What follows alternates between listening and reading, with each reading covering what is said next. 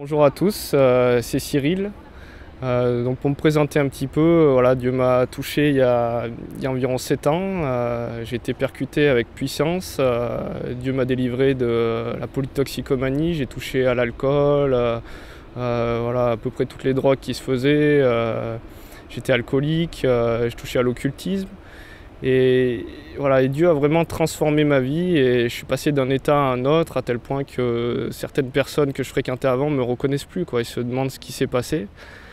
Et depuis que Dieu m'a touché, voilà, j'ai un zèle, un feu. Je sais que Dieu m'a appelé à un ministère pour équiper les saints et édifier le corps de Christ. C'est vraiment ce que j'ai envie de partager aujourd'hui. Donc vous pouvez nous retrouver sur le site www.opsland-du6 création avec un s.com.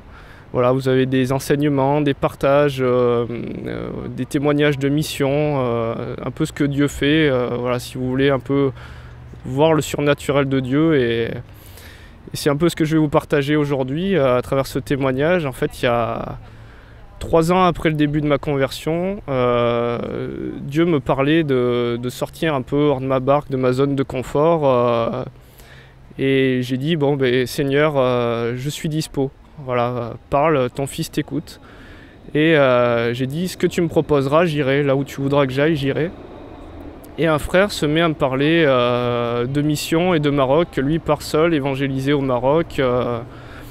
Je dis, bon, bah, pourquoi pas, je vais te rejoindre sur ce projet. Moi, j'ai demandé à Dieu de m'envoyer quelque part. Alors, c'était pas forcément une destination qui m'attirait au départ, mais comme je voulais être dans les plans de Dieu, bah, j'ai laissé un peu de côté ma crainte, mes peurs. Et j'ai décidé de sortir de la barque.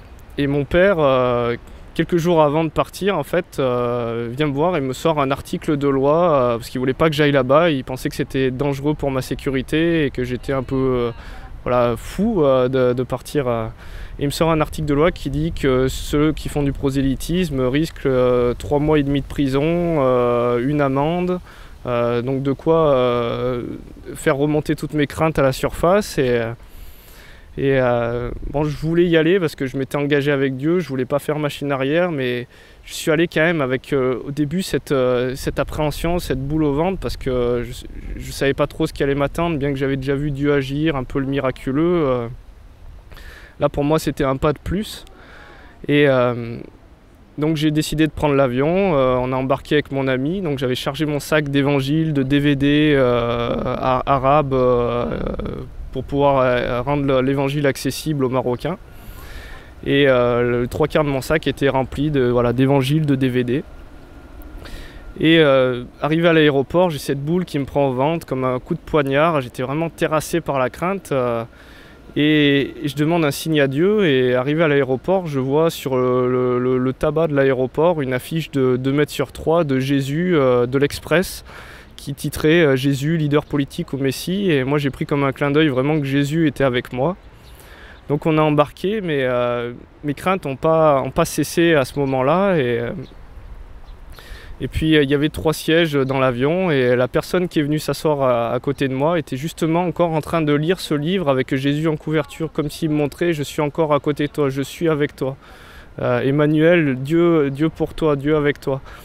Et on a atterri au Maroc et là le stress, les pics, c'est encore intensifié, quoi.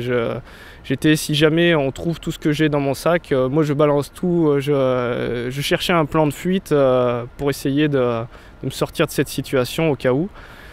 Et puis finalement on arrive à la douane, on doit nous passer les sacs sous leur portique de sécurité, de contrôle, où ils auraient vu tout ce qu'on avait en fait dans les sacs. Et là, Dieu a fait quelque chose d'énorme, il a endormi les 2 douaniers. Donc on est passé avec mon ami, mais complètement dans le stress, paniqué. Merci Seigneur, mais on était tellement stressés qu'on ne sait pas ce qu'on a fait. On a pris un autre couloir en fait qui nous a ramenés encore pour retomber devant ces douaniers. Et là, Dieu a voulu nous montrer, mais je suis là, je suis fidèle, et ils étaient toujours endormis, donc ils n'ont pas contrôlé nos sacs. On est passé avec tous ces DVD, ces évangiles. Et là-bas, quelque part, de sortir de ma barque, un peu de voir autre chose que de rester chez moi, de sortir le dimanche ou voilà, de vraiment être radical pour Dieu, de vouloir, lui il a donné 100%, de vouloir lui remettre 100% de ma vie et d'essayer voilà, d'aller dans le sens de c'est plus moi qui vis pour moi mais moi qui vis pour lui. Tout s'est débloqué là-bas, dans le sens où j'ai vu des guérisons de personnes paralysées, j'ai vu des gens qui avaient des problèmes de vue retrouver la vue.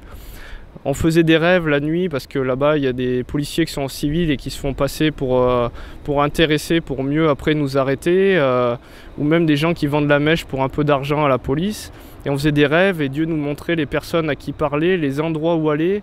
Il y avait un point lumineux qui était dans la ville et qui me donnait la direction pour pouvoir aller dans telle ou telle rue, à tel ou tel endroit. Et vraiment, moi, ça m'a débloqué, ça m'a activé dans... C'est un peu la parabole des talents, quoi. J'ai pas enterré ce talent et Dieu a multiplié et je sentais quelque chose s'ouvrir. On reçoit bien souvent l'onction de sa consécration et pour moi, voilà, le fait d'être à l'aventure, de partir, de sortir de ma zone de confort, ça a été... voilà, c'est là que j'ai commencé à vivre réellement l'évangile, tout ce que je voyais décrit, quoi. Donc c'est un encouragement voilà, à sortir, mais pas que seulement en bas de chez vous. Si Dieu vous le dit, de pouvoir dire d'abord Dieu, qu'est-ce que tu veux que je fasse? Et là où il vous envoie, c'est que il a tout prévu d'avance. Il va y avoir le fruit qui va impacter, il va y avoir tout qui va en découler, il va y avoir aussi votre libération à vous, parce que il y a plus de plaisir à donner qu'à recevoir. Et en fait, quand on donne pour Dieu, ben, Dieu nous redonne.